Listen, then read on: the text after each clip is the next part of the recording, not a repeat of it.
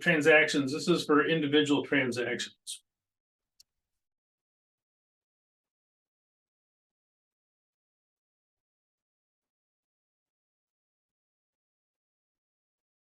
So, selling, selling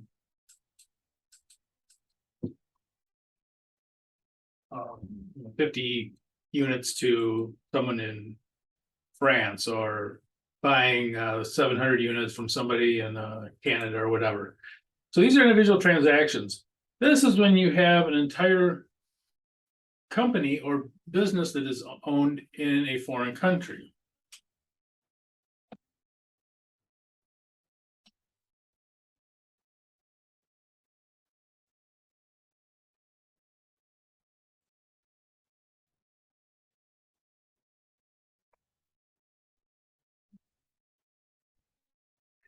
Okay, and they make their own financial statements. Let's give them a different color. I don't know. That's a nice color. Okay, so the entire business owner in a foreign country, they make their own financial statements.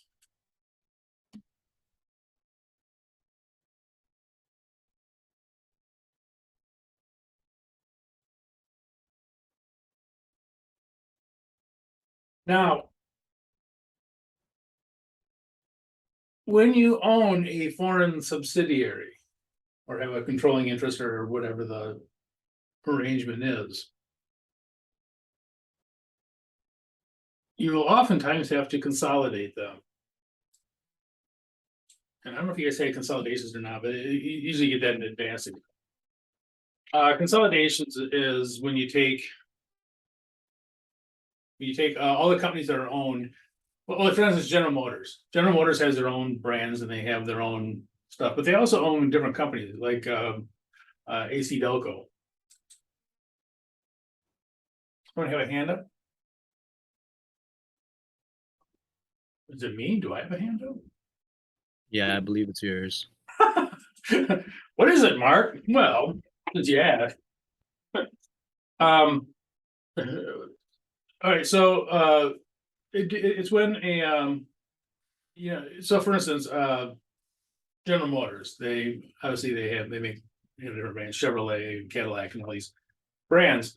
They also have international offices that have their own brands. Some of the brands are different than in the United States. And they also own companies like ACCT337, which can have their own brands all over the world. They can also own other companies themselves. So you have all these different companies that are actually owned by General Motors, and a lot of them are in foreign countries. And so they take those financial statements and they put them together.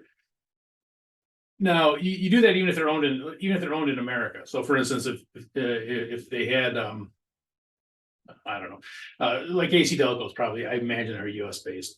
So you'd still combine them, but you also have to combine those foreign financial statements. And the problem is, obviously, if you're in wherever, if you're in Australia, you're going to be using Australian dollars. You're not going to be using US dollars for currency. So their financial statement is going to be in their the local currency, whatever it is. And so, not only do we have these international standards that can be somewhat different, but then you also have these. So once you get that sorted out, then you have to also sort out the translations. So taking these foreign local currency financial statements and translating those into US dollars. And there's a couple of different ways that we do it.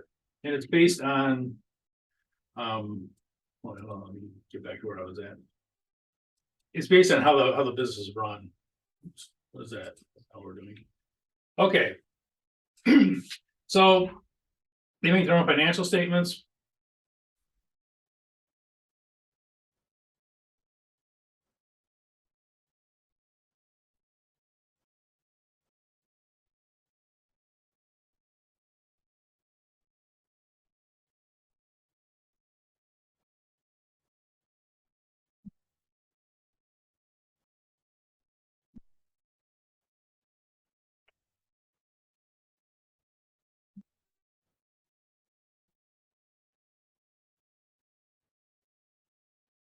And these financial statements need to be translated into US dollars, and that's what we're talking about here when we talk about the foreign currency translations.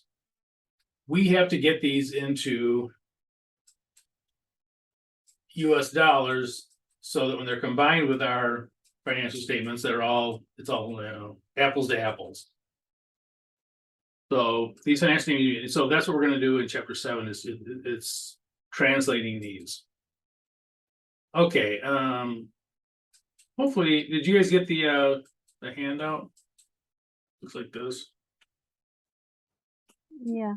Okay. Okay, and by the way, if you're gonna print this out, I would encourage you to probably hide these 3 columns, just right click and then hide. And then print them out. They should print out okay if you do it that way. It'll look kind of a mess if you don't, you can. But anyway, and then also these translation methods are, if you go down to all the way to the right tab, translation, actually this is where we should start, translation methods. So let's go ahead and click this all the way on the right hand side, the tab.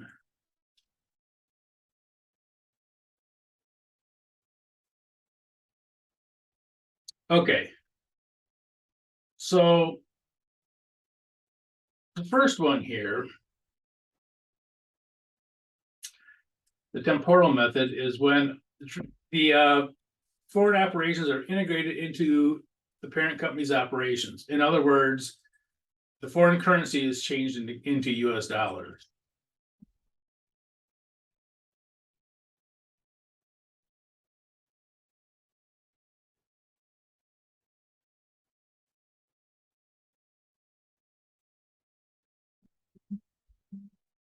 Usually quickly changed.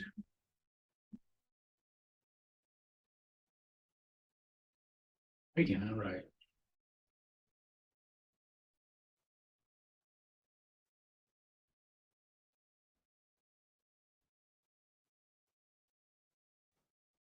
So the foreign currency is quickly changed into US dollars. So whenever they get if there's an Australian company, whenever they get an Australian dollar, they exchange it into US dollars as soon as they can. Contrast that with this one down here, the foreign currency, and that is we do not translate those into we not exchange those for US dollars. We leave those alone in the country that they're at. So if this is Australian, Australian dollars, we just leave them in Australian dollars. So the first method is as if we are taking those dollars and immediately taking the foreign currency and immediately changing into US dollars. This one down here, we just kind of let them go on their own.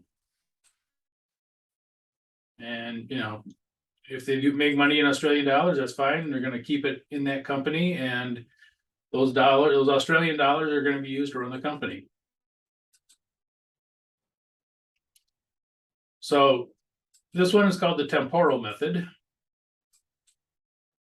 And when we kept in the foreign currency, it's called the current rate method. Now, when it comes to translation gains and losses, the ones that are in US dollars go to the income statement because these are actually translated into US dollars. So there's going to be gains and losses in US dollars on those translations, because we have it integrated into our business that is mainly in US dollars. So those will show up on the income statement.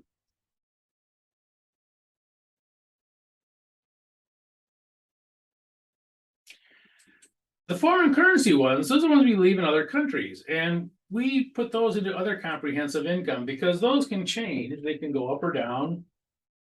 They're not actually in US dollars anyways. They were never translated into US dollars. So it's sort of like something that hasn't happened yet. This up here has happened. It's been changed into US dollars. So we've taken their cash flows and so on and integrated them into ours. Down here is just, yeah, these have never been changed into US dollars. There could be gains or losses on them, but they could also reverse out. So those go through the other comprehensive income, and it's a cumulative translation adjustment. And you'll often see that called a CTA account. They don't even bother telling you what it is. So a lot of companies, you see a CTA translation on their balance sheet. That's the foreign currency translation. Okay.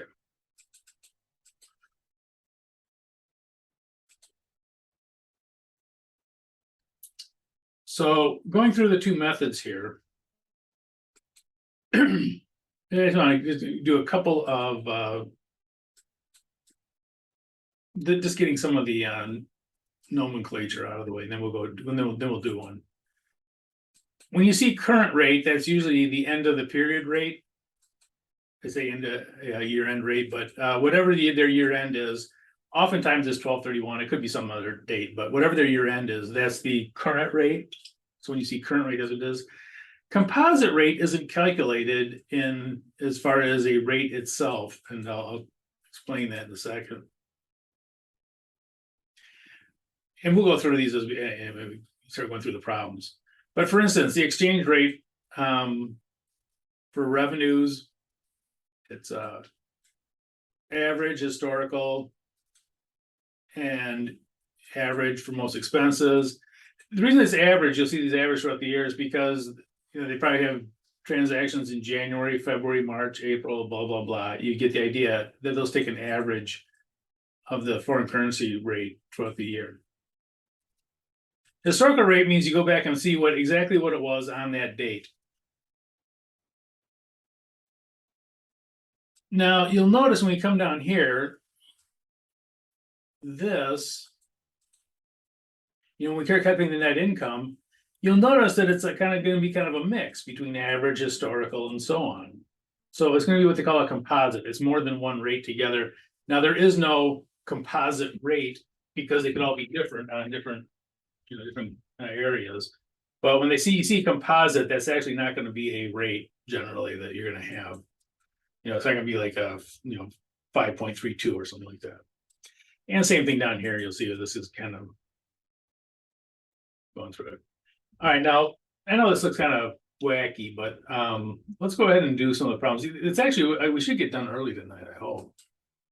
So let's go to problem 1.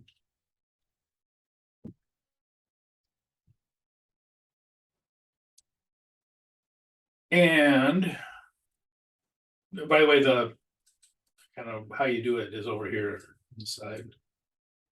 So the functional currency is British pounds. So let's come over here. Which method are we going to use? The temporal method or the current rate method? The functional currency is in British pounds. I wish I made this a little bit narrower. I can. Would we use the current rate method? Yep.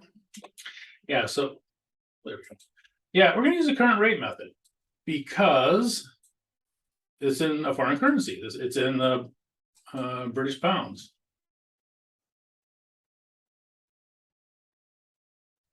Okay, was purchased on January 1st, 2022. Okay, so here is that purchase of it. This is what the exchange rate was. There's a couple more historical rates in here.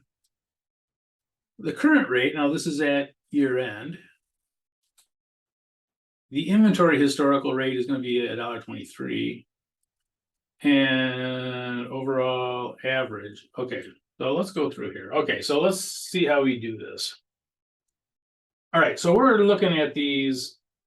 These are the rates we're looking at for this.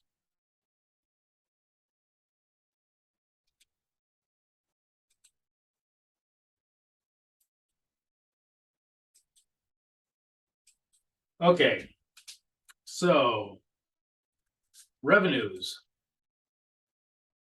What rate are we gonna use for revenues?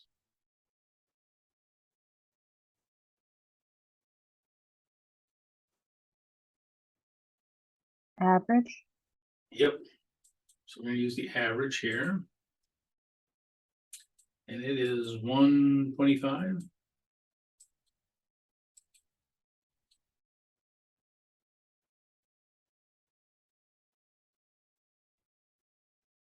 Hold all of this. So we can see it. Okay, so.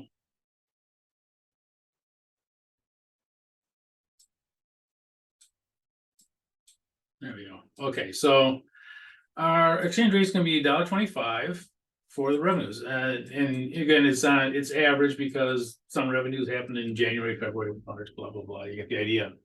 So we're going to multiply that. You can see why we did this in Excel, by the way. If you don't have to use Excel, but you can print it out or do whatever you want. Oh, how come I didn't format that? Improvement to be made on this.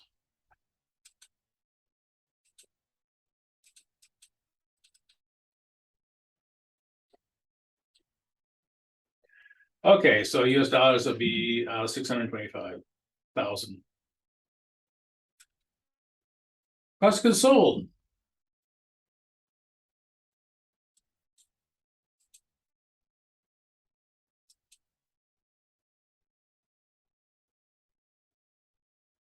Oh, come on, you guys are toying with me. It's the same thing, right? Average. So cost of goods sold is going to go in at average. We're going to run this column here.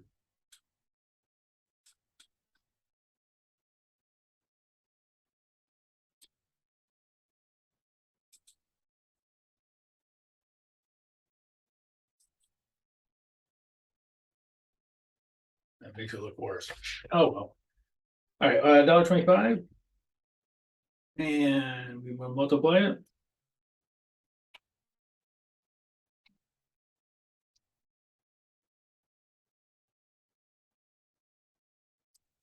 And our gross profit. Now for this one, you could actually translate it because we both of these are at the average rate. So you could actually some of these you can't do it that way. Okay. Operating expenses without depreciation. Average.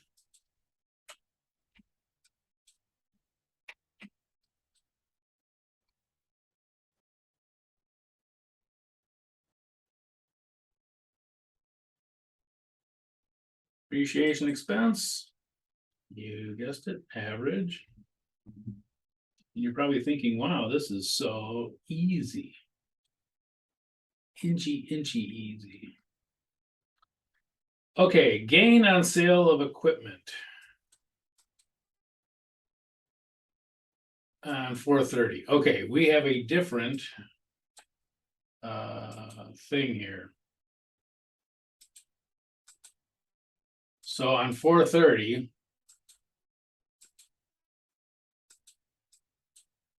the exchange rate was $1.22. So that's what we're going to use for this one. Why? Because this did not happen throughout the year. This happened on one date. It isn't like we sold this every day for 365 days a year. This happened on one date, and so whatever that historical exchange rate was on that date, we'll use it. And so that's when you come to this here. Little box around it.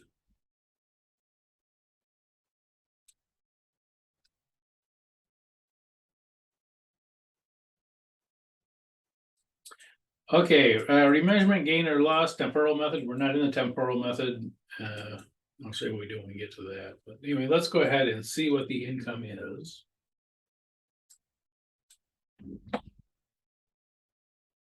Mark just did stupid. Let's try that again. 137, don't do the whole thing. 137 is the gross profit, so we'll start from there. And then go down. There we go. That's more like it. Now, the because this is a calculated amount.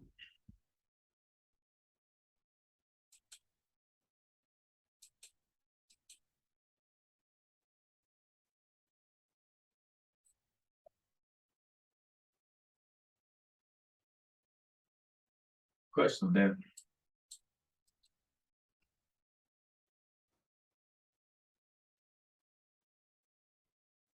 Okay. Retained earnings.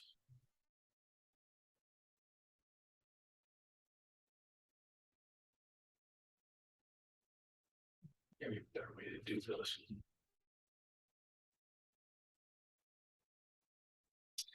The first year retained earnings is going to be historical, and this is the first year. The British company was purchased on 1/1/20, so this is the first year. So it's going to be historical, and the historical is going to be on 1/1. This is the historical rate we're going to use for this one. So that will be the beginning retained earnings.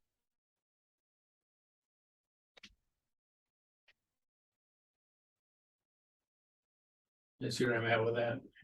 It's kind of hard to see.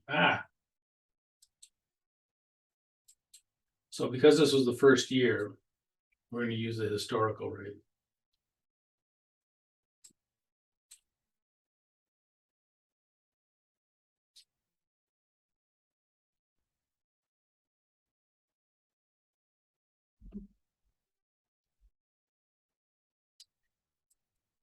Net income composite. Now, we'll notice that, even here for our income, we actually have, it's mostly average, but we do have one historic in there. So there's not going to be really a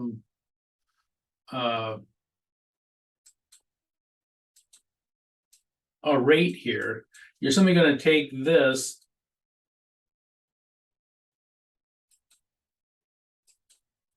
and copy it down.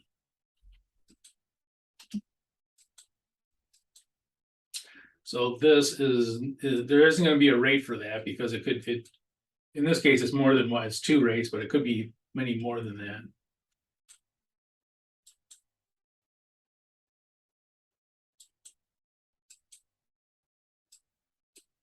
I wonder why the default for shapes is that light blue that you can never see. So strange. It's like you can't see it. Okay. Dividends declared. Now notice they were declared on a specific date. So dividends is going to be historical. Again, I goof up my thing here. I could just squeeze this one since we're not using it. There we go. Okay. So dividends, let's take a look.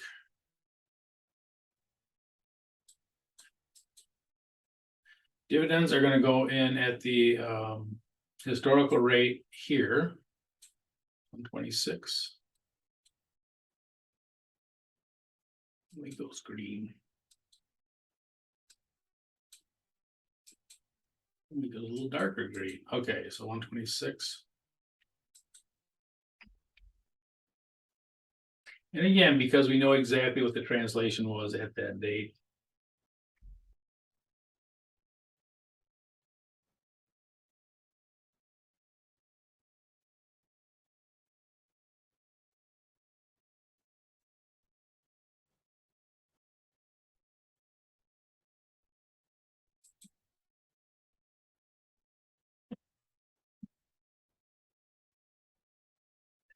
Yeah, so, but this is why they say that these are composites, because they're made up of more than one rate, so when you see composite, that's what they're talking about. This is a composite.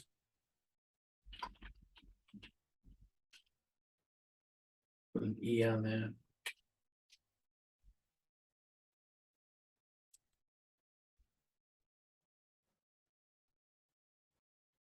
So when you see these, that's what what they mean is composite rate, and that it's more than one. This rate down here, it has 125, 122, 130, 126. Those are all, it's a mishmash. So that's when they say composite, that's what they're talking about. You actually don't have a rate for composite.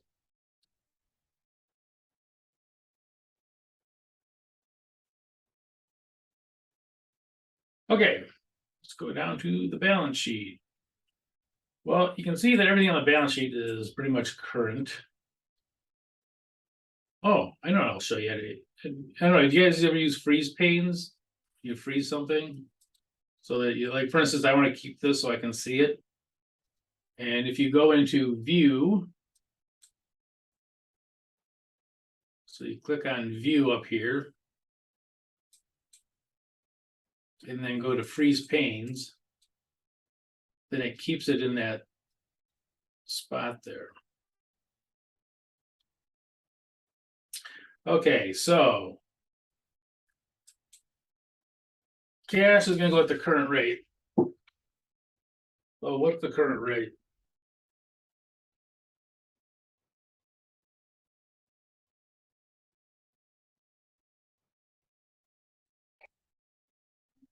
$132. Yeah. I was looking at the average rate. Yes, it is 132. See me from a terribly embarrassing moment. Okay, so 132.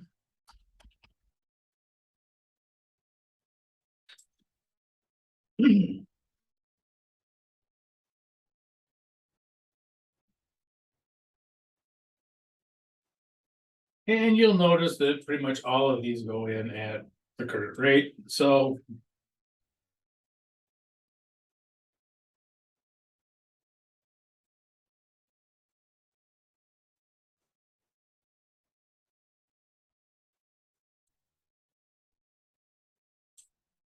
in fact, you can even do the last total assets at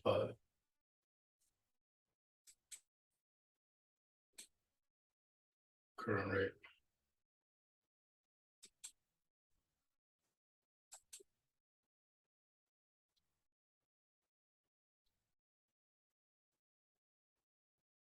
Liabilities. Hey, they go in at the current rate.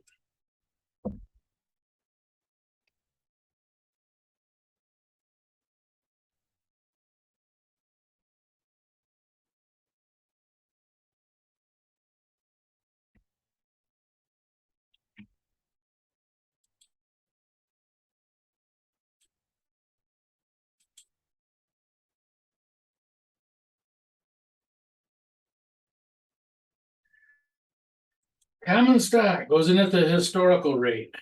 Which historical rate are we going to use? There's actually 4 historical rates up there. Which historical rate are we going to use for the the common stock?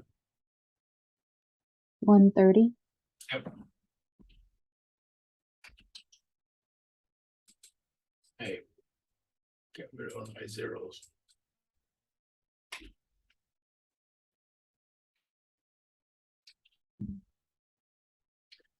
Retained earnings, that's just our ending retained earnings. That comes from here. So the retained earnings statement. Now, we're going to have a cumulative translation adjustment, but before we do that, I want to just add these up because there is actually a way to calculate it, but there's actually a much easier way to get it. Okay. Now, I want you to look at something here. This, let's make it green. Maybe orange.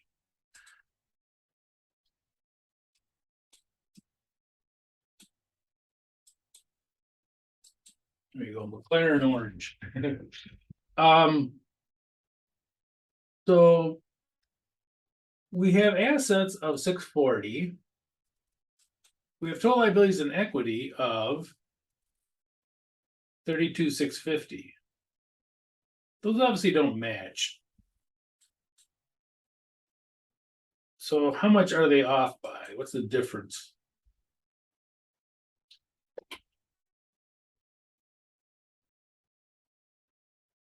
So take the 640,200 minus 632,650. Okay, so that's 7,750, right?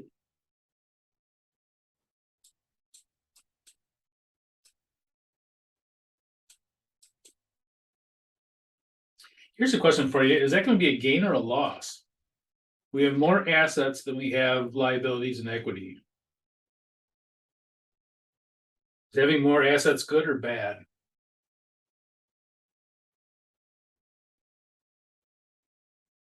Would it be a gain? Yeah, yep. Yeah, more assets are good. Don't think about cash. So, so this is actually going to be a gain.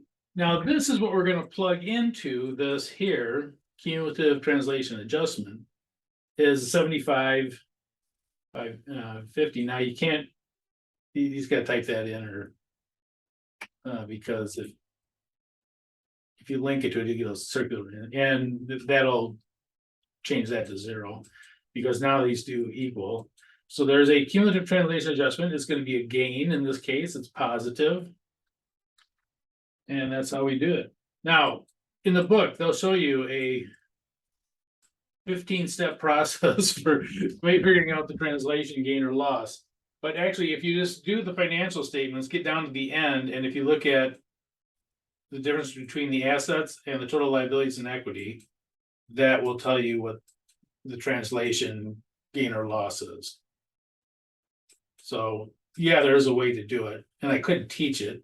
It's not terribly difficult, but it's basically just taking all the changes that are up here, you know, and putting them into a kind of a format. But honestly, you can just do the financial statements, see what they're off by, and that will be your translation gain or loss.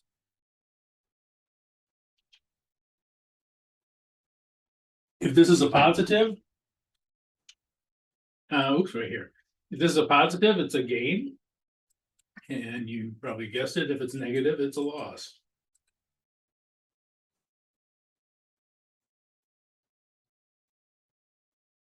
Okay.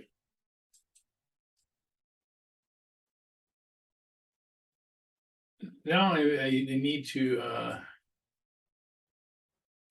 we should probably do another one like this because the temporal method is kind of wacky. That's not wacky, but it's kind of different. So I think what we'll do is let's jump to problem 3. And I will be as quiet as I can. So let's go to problem 3. Problem 3 is another. Oh, I thought I had a different currency, but apparently I didn't.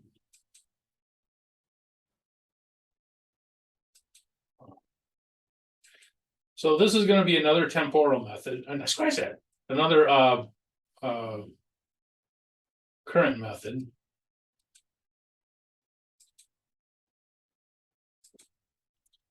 And so see if you can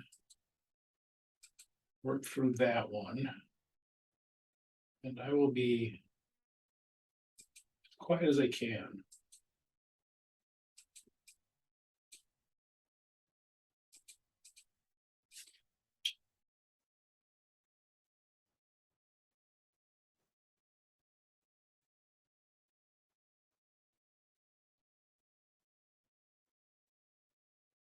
I already see an error in this.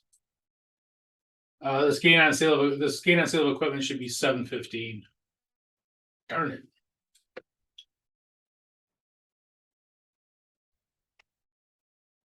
Change this one, if you would.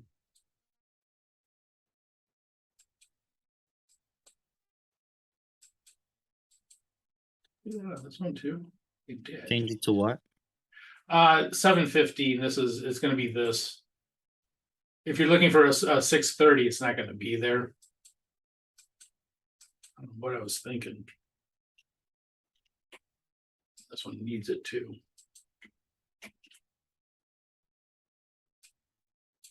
Could you share your screen just so I know I'm doing the right one? Yeah, so this one, so the gain on sale, change that to 715 because this is gonna be the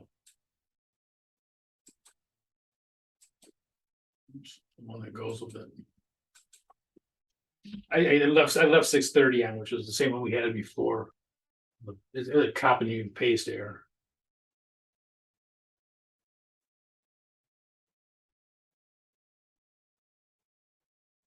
So this is problem 3, I'm sorry.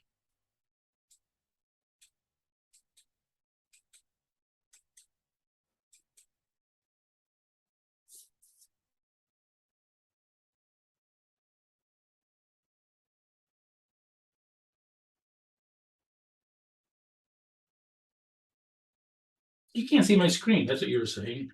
I am so sorry. I'm stupid.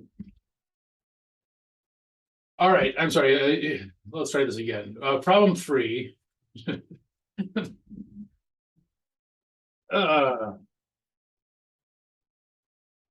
Problem 3.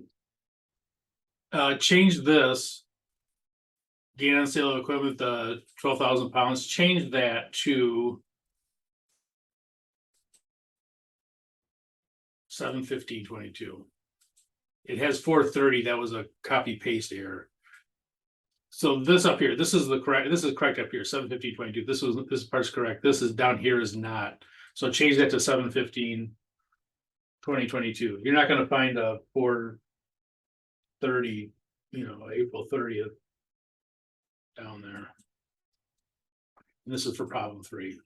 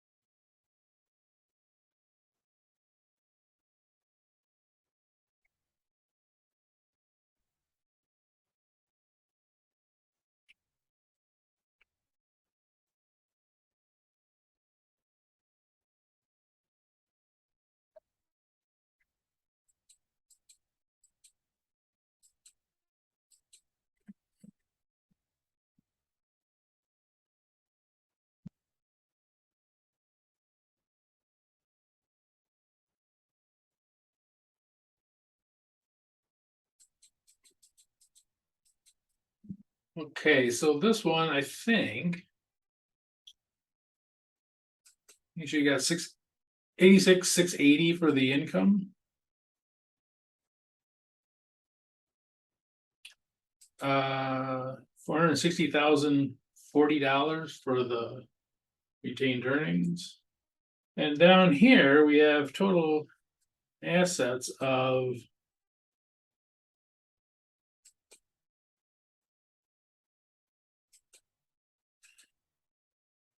$1,049,000, gosh, $1,047,600. And down here. And so we have a difference of 12,080.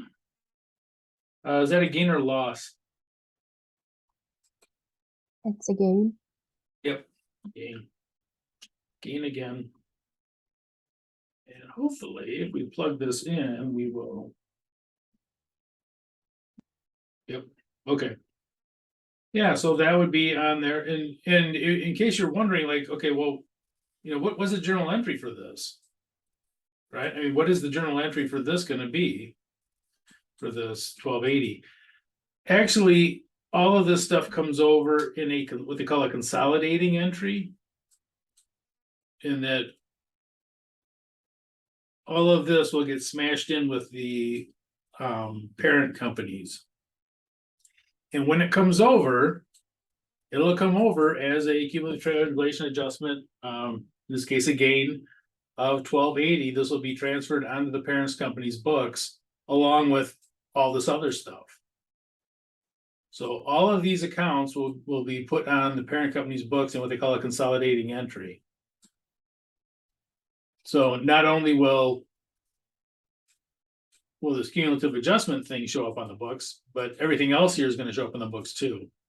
The only thing that won't be on there are these two, common stock and retained earnings, because if they own the company completely anyways, those will not be around.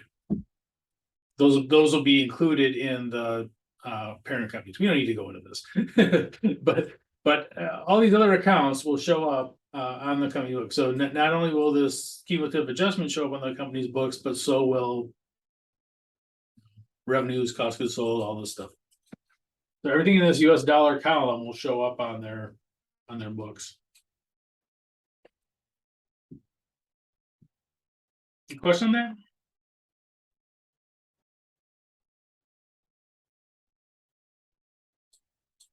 Okay, I tell you what, let's go ahead and take a break. We'll come back and do the temporal method. It's just a little bit different. It's not. I'm sure I don't have anything wrong on this one.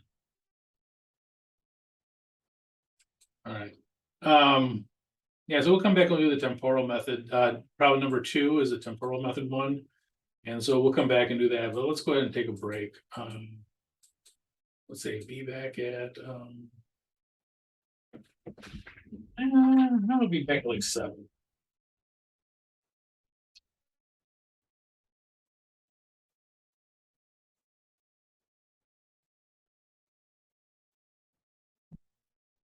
This shouldn't take long. It's basically the same as we just did. Hey.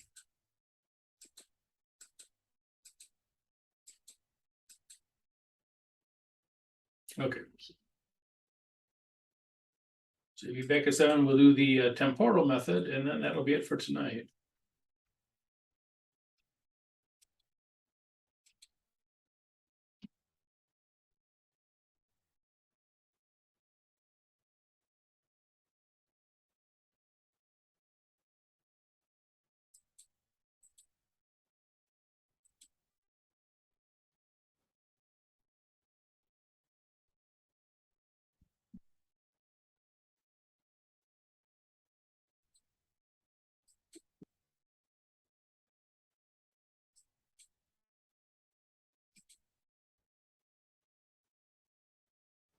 Yes.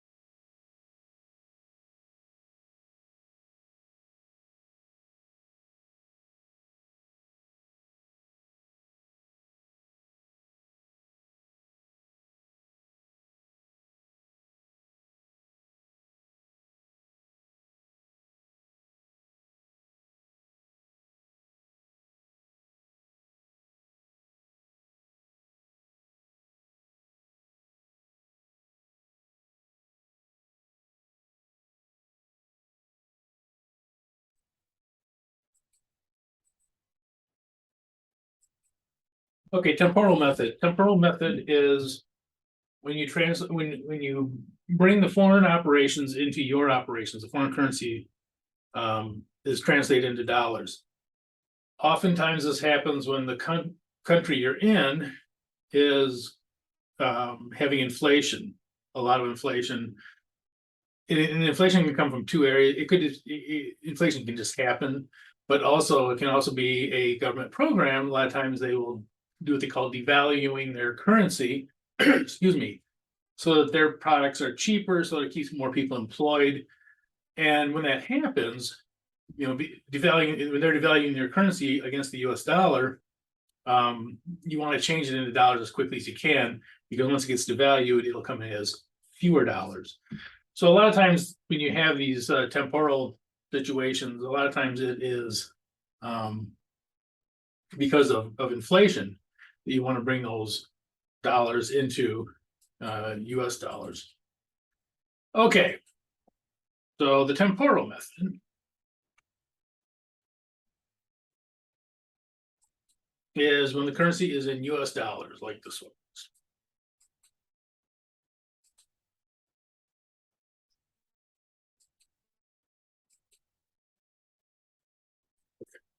Yeah, of course. Well, anyways, so this is what we're talking about right here.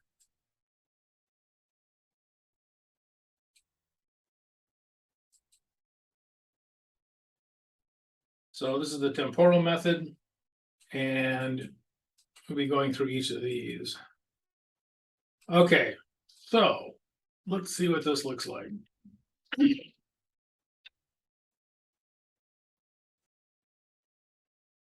Temporal method, revenues go throughout the year, so this will be the average again. You'll see average, just like we did on the last one for revenues, $25.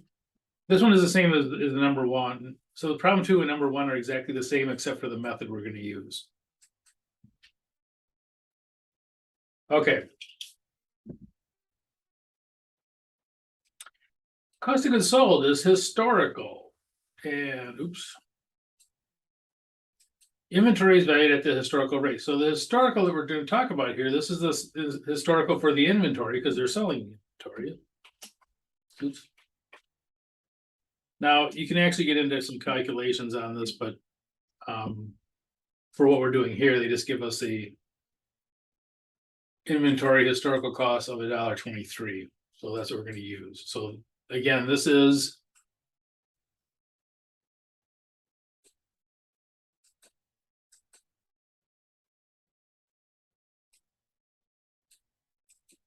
that inventory we're selling. That's right. Yeah. Okay. So you notice we're already off to a little bit different start here on this.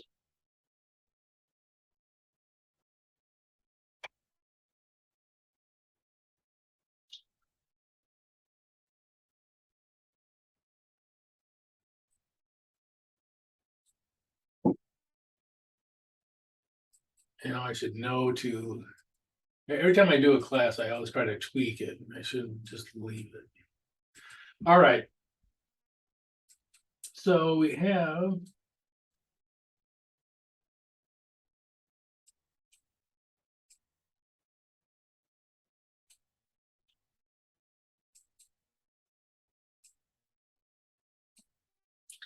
and so you notice that already we are going to be different than for the current rate method, because this is going to go on at a historical rate.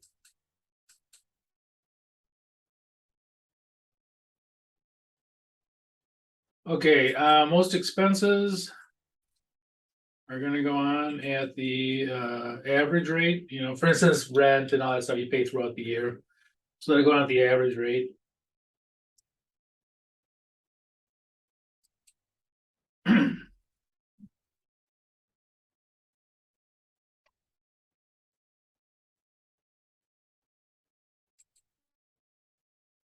Okay, now depreciation expense. Notice that the depreciation expense is for long-term assets, right? This is something, these are sort of equipment that was bought a while ago. So, this is for property, plant and equipment down here. Now, you'll see the property, plant and equipment. Agree, is gonna be at the historical rate. And we're gonna have the same thing up here for this depreciation. It's gonna be at the historical rate, whatever we paid for that equipment. Now we put on the books. Now, we bought this company in on the 1st, so this is gonna be the historical we're gonna use for that.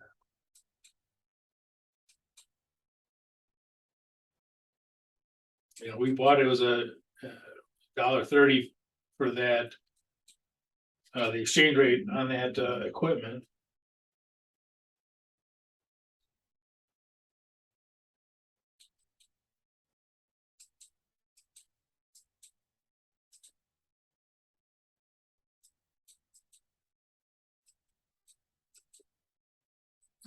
Gain on sale of equipment is going to be the same, 430.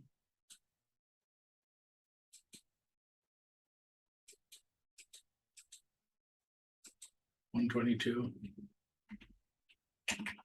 Same as the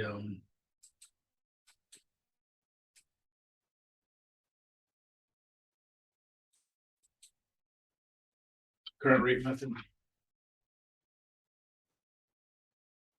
Okay, so we're gonna add all this up. No, we're not. We're gonna add from 145, 300, add that up. And we get 6,000, 6,075.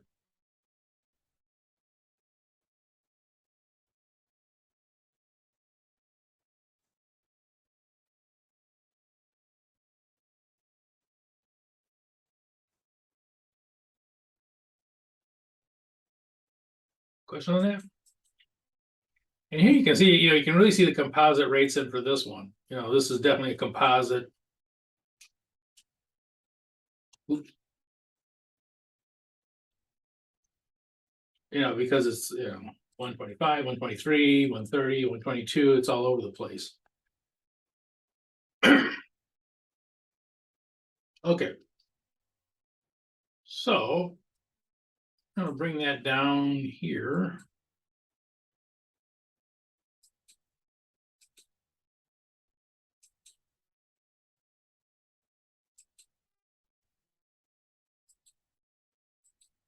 That net income is the same as this net income.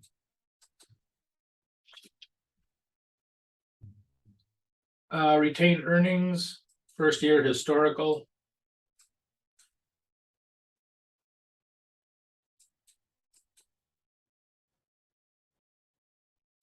I'm gonna freeze those panes. You go to view, freeze panes, you can kind of keep it in there. Okay, so the historical was beginning of the year was 130. Hey, just knocking my zeros off.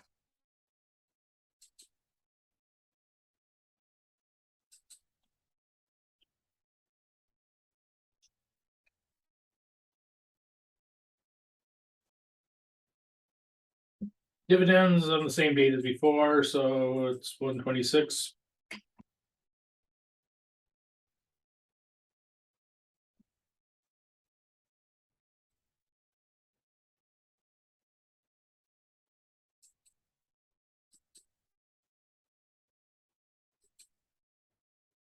$288, 175.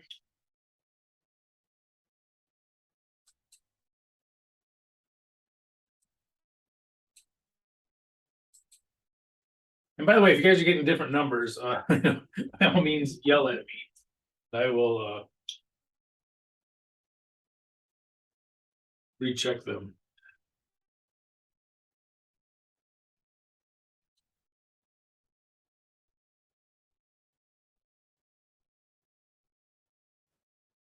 I think they're okay so far. Okay.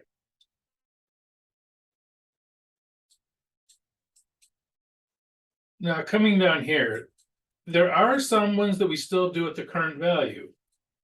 And you'll notice that those are all basically cash. Right, cash is cash, obviously. Accounts receivable, you're probably gonna get that in cash fairly soon. Marketable securities are like investments in the stock market and all that kind of stuff. Those can be made into cash very soon. It depends if they have the inventory at market or cost now. And here it says they're using the historical rate, which leads me to believe they're going to be this is going to be at cost. Oops.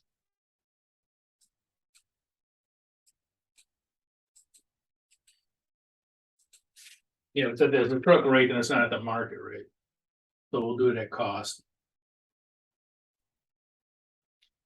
There are some times though, it depends on really the country and the company is what far as do they revalue their inventory to the current market or do they leave it at the historical cost? Okay, so let's go ahead and do the easy ones here. The cash, current is 132.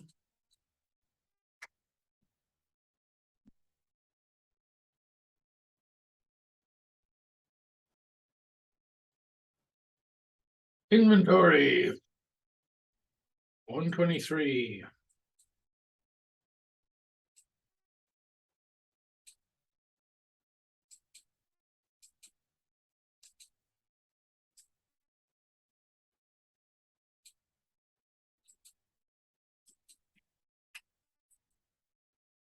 Oh, I should be multiplying these.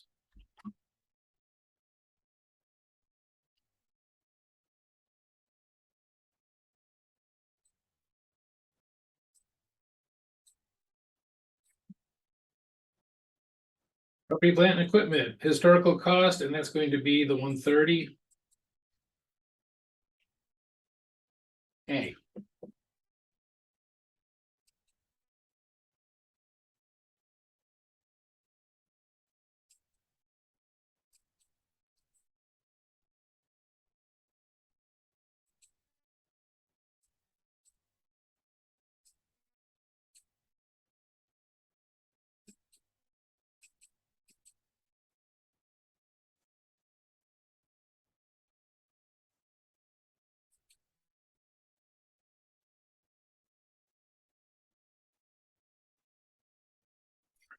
Okay, liabilities, current liabilities going at current, long-term at current, deferred income, we don't have any of that. Deferred income is kind of like unearned revenue. So we don't have that, but we do have the liabilities will be at the current rate.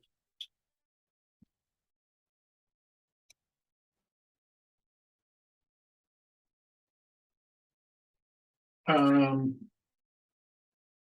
stocks and be at the historical rate.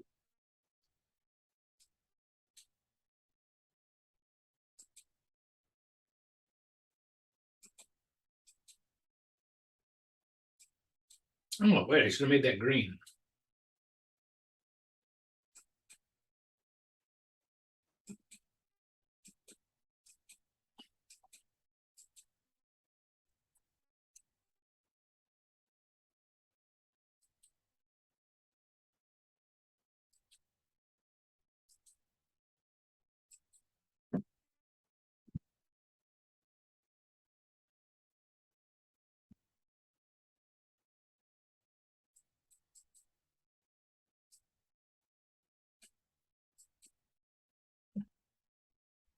Paid earnings is here.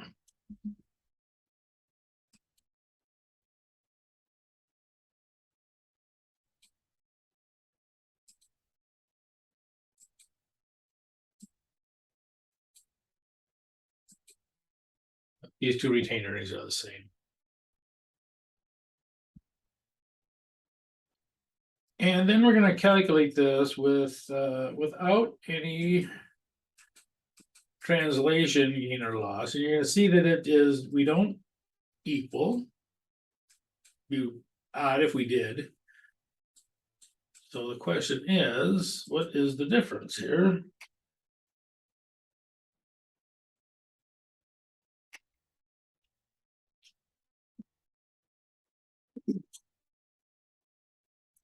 So we have 624,450 in assets.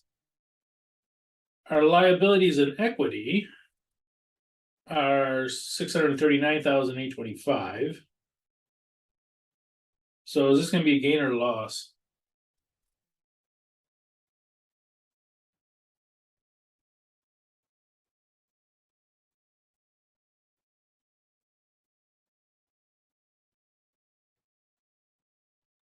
A loss. Yeah, we have more liabilities and equity than we have assets. So this is gonna be a loss. Now. Here is where it gets a little bit different than we did before. Notice on this first problem, what we came up with these gains and losses and blah, blah, blah.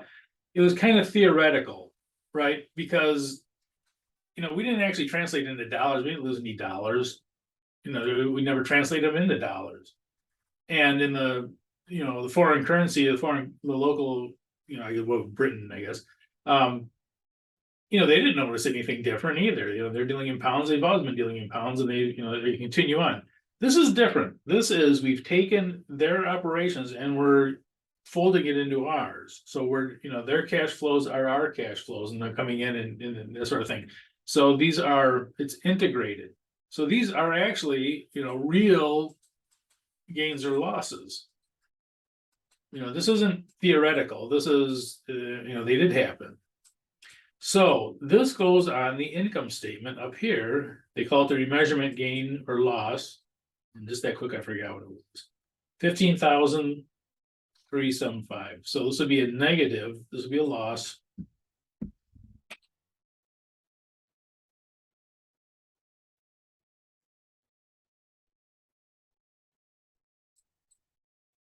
So this will reduce our income. It should reduce everything. Yeah, okay, here we go. Yeah, so this would be the total assets down here, these will be. What color I made these. There you go, the yuck color. So the two yuck colors now equal. That's the accounting term for it. So, now our assets equal our liabilities, but we have that, this is, obviously, we don't need this for the temporal method. But anyway, that comes right out of their income. So this translation will actually affect your income.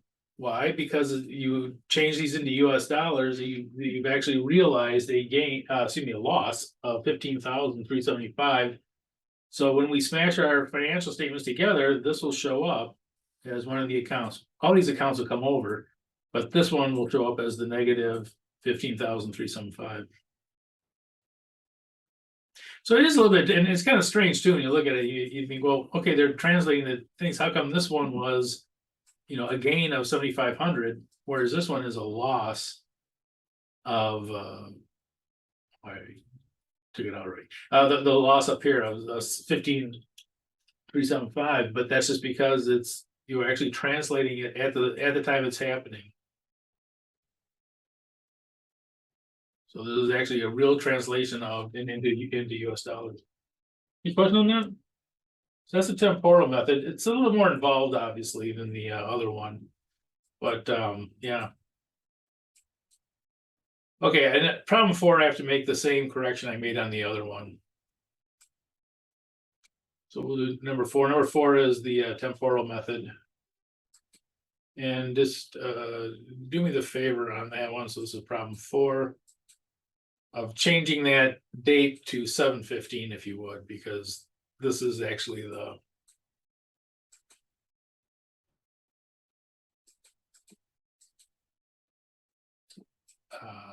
historical date for it.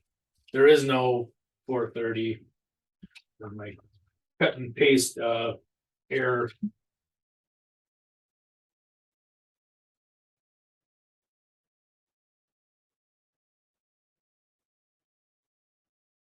Does anyone want to see number 2 again?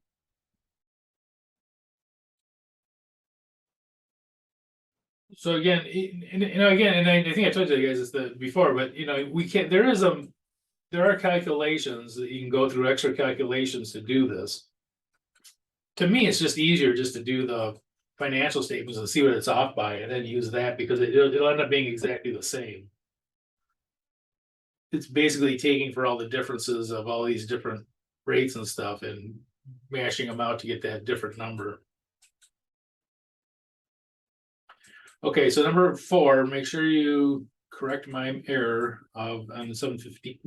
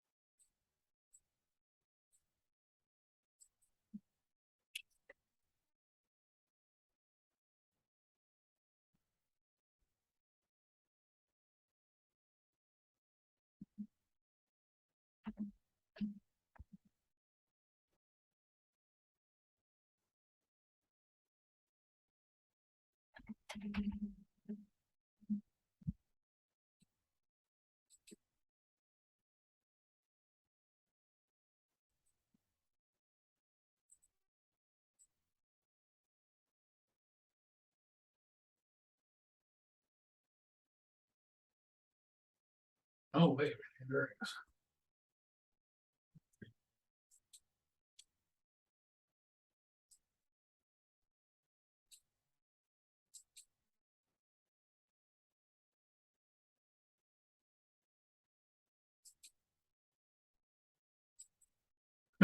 Can't really see that.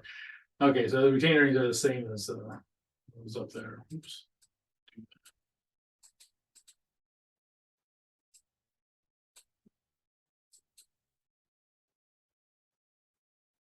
We're pretty close.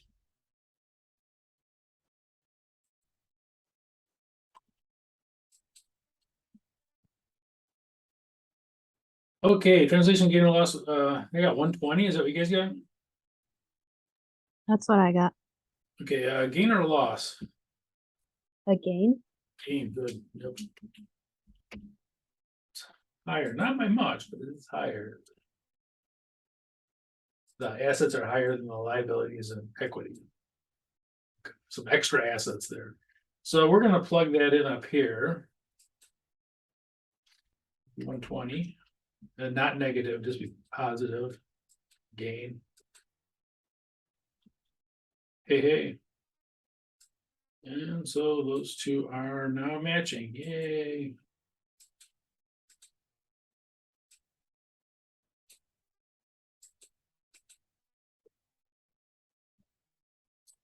So again, this method is a little bit different, obviously, different ways of calculating it, but it has to do with them having it folded right into the operations, and that their cash is exchanged into dollars and so on and so forth. And these gains and losses are pretty much realized. They're a little bit caught up, in some of the longer term asset stuff down here, but that's why it's showing up on the income statement. So when they bring all these numbers in to smush them together with the parent company, one of those numbers they'll bring in, it'll be that one. That 120, so it'll all go in as the same transaction. There's actually sometimes a few more transactions, bringing in different transactions, but one of those transactions where they bring all the financial statement stuff in, they will bring in that $120 as a gain.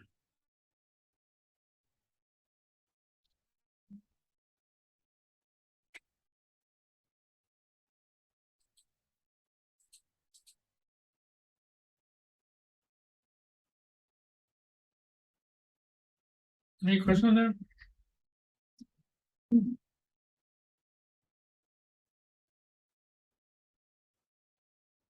Well, the good news is, well, when you guys get into your advanced accounting class, if you haven't taken it already, they do consolidations, and this is one of the chapters they do is on these current rate and the temporal rate.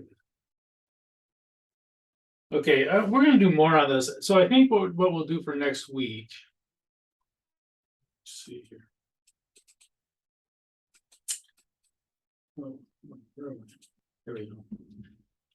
So for next week, I think we're gonna do, I wanna do more on these.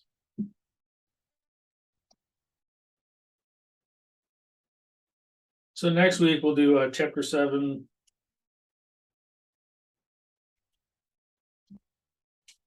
Maybe we'll do some textbook problems, do a couple of those.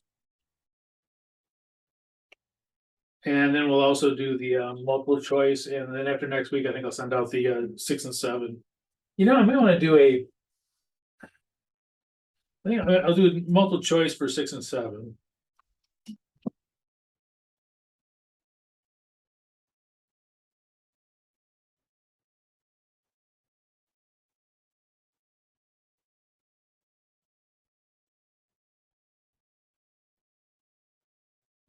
And I think I'll do a chapter 6 and 7 practice exam, with not the multiple, not do we do the multiple choice, but kind of give you an idea what's going to be on chapter 6 and 7 from chapter 7.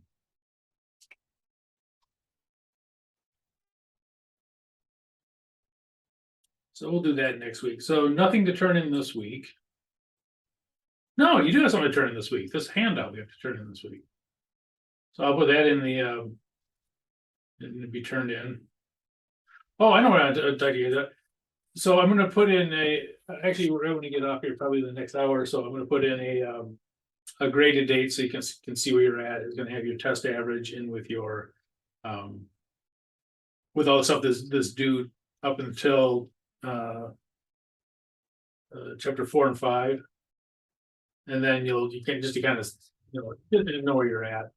But anyway, I'll go ahead and put the chapters 7 handout in Blackboard. So you can turn that in. And then if you do have any questions on the homework problems 11 and 12, let me know, and we can you can email to me. You can have another Zoom session or whatever you want to do. But yeah, so if you have any problems with that, go ahead and you can contact me. Any questions? Okay, and another thing too is if you're missing assignments, you can turn those in without penalty. Obviously, you don't have a grade until they get turned in, but you can turn them in. So don't think that, oh, I didn't get the homework in by Friday, I can't do it. Yeah, you can. It just won't be in your grades until you do. Okay, any questions? All right, maybe we got out a little early. All right, I will see you guys next week.